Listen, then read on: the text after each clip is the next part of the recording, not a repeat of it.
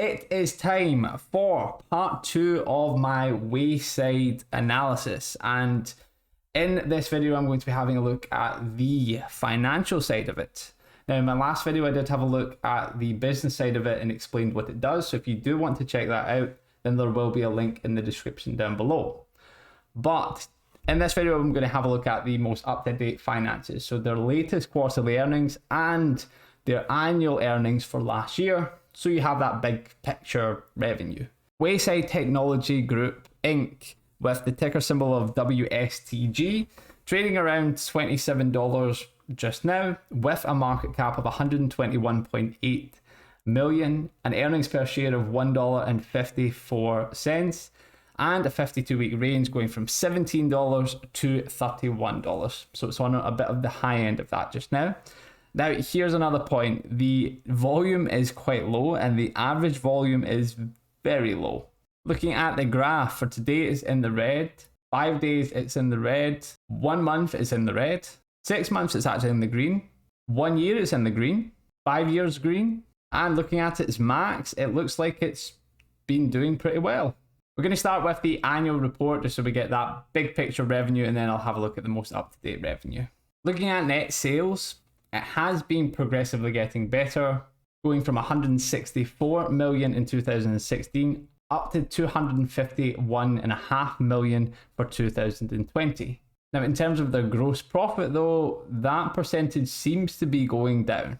Considering they had 164 million in net sales in 2016 with 27 million in gross profit and only 33 million with 251.5 million in net sales for 2020. Now their net income was still kind of going in the right direction and it was still going up until 2020, but they did actually have some extra incurred costs, legal costs and acquisition costs. Now their earnings per share are actually still pretty good when you consider, if you look over the 5 years, they have averaged around at least kind of $1.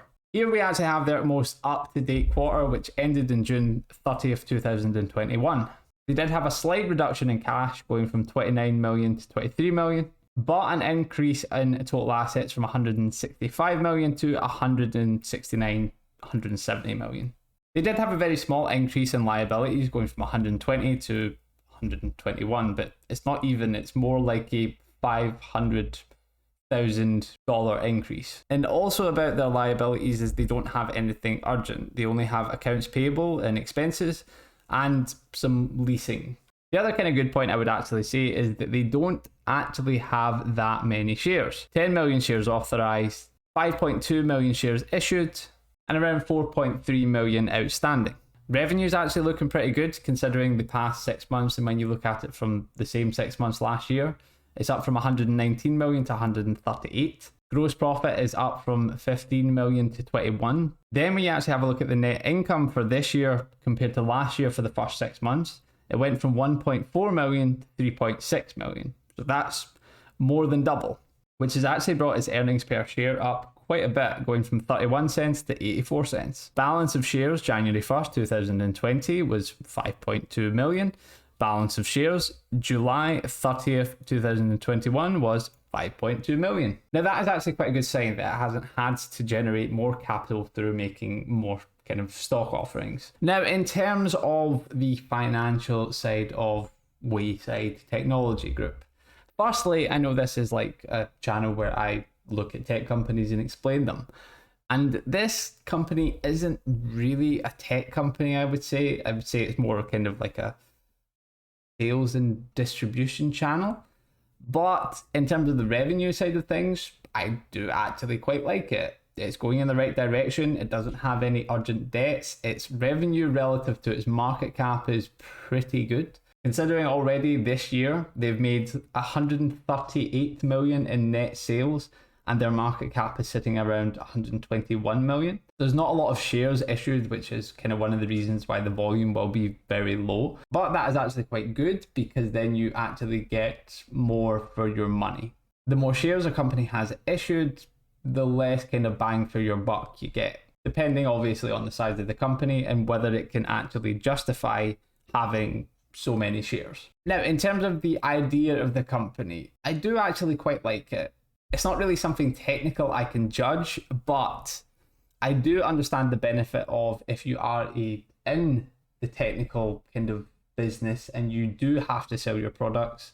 It's something that if you can outsource or at least kind of use a distribution network to make it easier for yourself, even if you have to either charge more for your product to cover the costs or just kind of lose a bit more money or pay a bit more. Not pay a bit more, charge a bit more. It's a good idea, because if there's one thing I kind of know about tech people is they tend to be quite lazy. Now, I'm not saying all of them are, but I just mean in the sense that if they can kind of do something simply or not do it at all, they will choose the path of least resistance. Same for end users. They don't want to have to kind of go out their way to find the technology products that would help them best when they can just have someone find that for them. But yes, in terms of the financial side is good. In terms of the idea side is questionable, but still quite a good idea. Yes, definitely something I would consider investing in. But please bear in mind that none of this is meant to come across as investing advice. Do extensive research before you buy any company, and do not base any buying or selling decisions on the content of this video. Saying that, if you have enjoyed this video and you have found it informative and you've got some value out of it, I would really appreciate if you hit that like button. That brings us to the end. Thank you very much for watching, and I will see you next time.